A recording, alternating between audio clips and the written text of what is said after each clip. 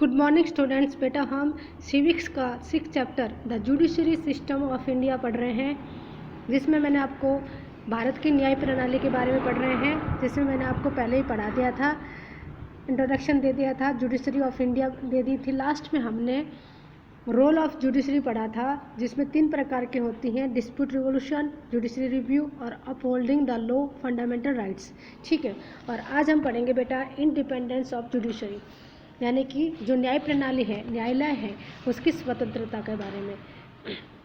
The independence of the judiciary means that the judiciary system of a country would be free from any political influence, यानी कि जो स्वतंत्रता न्याय प्रणाली का मतलब ये है कि हमारे देश के अंदर जो न्याय प्रणाली है, सिस्टम है, ये पूरे देश के अंदर ये जो राजनीतिक अफेयर्स है, इन्फ्लुएंस है, उसकी कोई भी इफ़ेक्ट हमारे न्याय प्रणाली पर नहीं होगा। इससे पूरी तरह से फ्री है वो, यानी कि किसी भी राजनीतिक दबाव में हमारे जुडिशरी सिस्टम काम नहीं करेगी।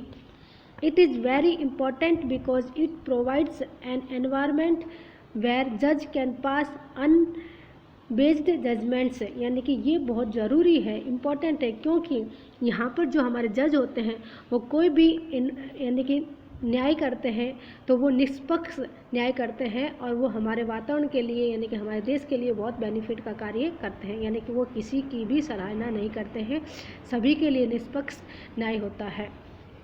सो our constitution frames have kept the judiciary system independence, इस वजह से हमारे संविधान के निर्माणकर्ताओं ने हमारे जुडिशरी सिस्टम को अलग स्वतंत्र रखा है।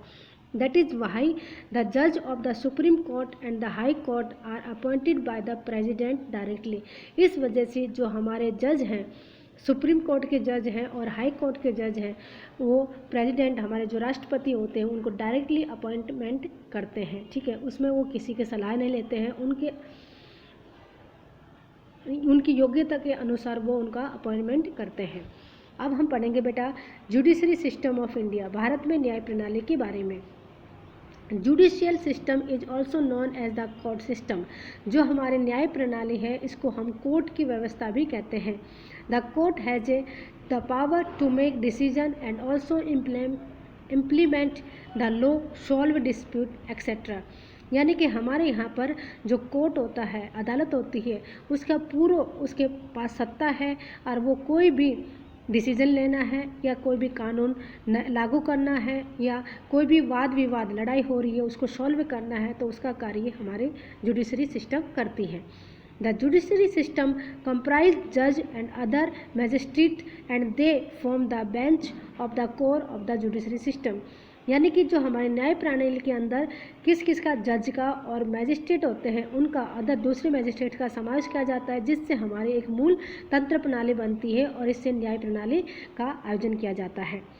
अब देखें बेटा, the judiciary system of India consist of supreme court, high court, district court और सबऑर्डिनेटरी कोर्ट। यहाँ क्या कहते हैं, जो हमारे भारत की न्याय प्रणाली है इसके अंदर सुप्रीम कोर्ट का, हाई कोर्ट का, डिस्ट्रिक्ट जिला अधिक अदालत का या उसके नीचे के सबऑर्डिनेट कोर्ट्स का समावेश किया जाता है। ठीक है, उसके बाद हम पढ़ेंगे, हाँ एक ये पिक्चर दे रखा है बेटा, इसमें हमारे जो कोर्ट्स है उसके बारे में बता रखा है। तो नेशनल हायरार्की ऑफ कोर्ट का स्ट्रक्चर है, इसमें नेशनल है, जो नेशनल लेवल पर है वो हमारा सुप्रीम कोर्ट ऑफ इंडिया है, स्टेट लेवल पर है हाई कोर्ट्स है, उसके बाद है जो डिस्ट्रिक्ट कोर्ट होता है उसमें डिस्ट्रिक्ट कोर्ट्स है, सेशन कोर्ट्स है, पंचायत्स है, सिविल जज है, जुडिशरी सिस्टम है, मजिस्ट्रेट है, विलेज है। ठीक है, ये हमारे जुडिशरी सिस्टम ऑफ इंडिया है। ये डायग्राम आपने अपनी नोटबुक में बनाना है। इसके बाद है कि फैक्ट्स एंड इन्फॉर्मेशन है। On 29 October 1954, Dr. Rajendra Prasad, the first President of India, laid the foundation stone of the Supreme Court building. यहाँ क्या कह रहे हैं कि 29 अक्टूबर 1954 में हमारे जो पहले राष्ट्रपति थे डॉक्टर राजेंद्र प्रसाद ने जो हमारा सुप्रीम कोर्ट जो बनाने लगे थे, उसमें सबसे पहला स्टोन यानी उद्घाटन और नींव किसके द्वारा रखी गई थी, हमारे राष्ट्रपति डॉक्टर राजेंद्र प्रसाद के द्वारा रखी गई थी। इसके बाद है बेटा द सुप्रीम कोर्ट के बारे में पढ़ेंगे।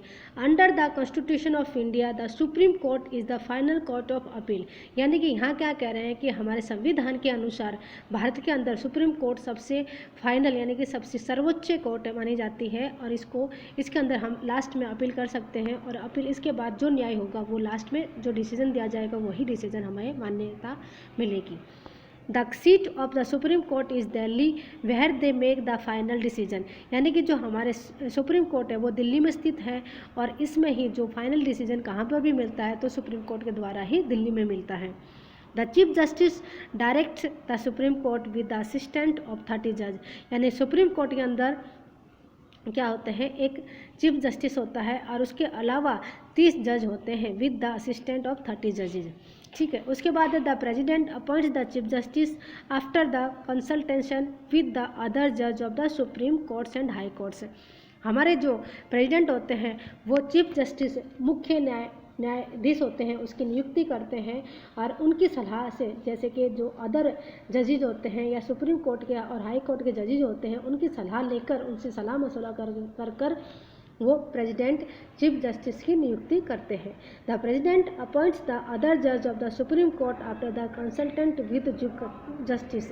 इसके बाद हमारे प्रेसिडेंट होते हैं, राष्ट्रपति होते हैं, वो क्या करते हैं कि जो चीफ जस्टिस चुनने के बाद दूसरे कोर्ट्स का, सुप्रीम कोर्ट और जो कंसल्टेशन दूसरे जज होते हैं उनकी नियुक्ति भी हमारे प्रेसिडेंट ही करते हैं, ये चीफ जस्टिस की सलाह लेकर।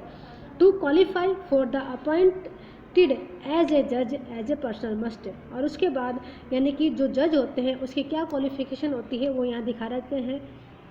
इंडियन सिटीजन होना चाहिए, वो भारत का नागरिक होना चाहिए, मस्ट हैव द 5 और 10 years experience as a high court जज, और उसको 5 या 10 साल का एक्सपीरियंस हाई कोर्ट के अंदर एक्सपीरियंस होना चाहिए। ठीक है, उसके बाद पढ़ेंगे बेटा हम हाई कोर्ट। हाई कोर्ट दूसरे नंबर पे आती है, सबसे पहले पे सुप्रीम कोर्ट आती है, उसके बाद सेकंड नंबर पे high court.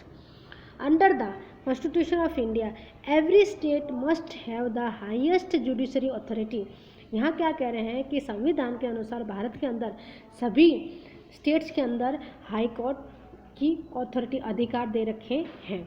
However, the Parliament has the power to establish a common high court for 2 or more countries।